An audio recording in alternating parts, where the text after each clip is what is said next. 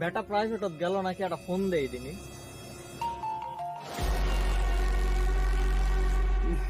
কে রে ইসমে ফোন দিল রে? বাবা, হ্যালো বাবা। হ্যালো বাবা, কোথায় তুই? এই তো প্রাইভেটে যাচ্ছি। এই সর সামনে, সর সামনে, সর। আর কতক্ষণ লাগবে? হ্যাঁ বাবা, 5 মিনিটের মধ্যে পৌঁছে যাব। আচ্ছা ঠিক আছে। আচ্ছা ঠিক আছে। ঘুমটা ভেঙে দিলাম। 1 hour later. কি এখনো প্রাইভেট যায়নি? দাঁড়া।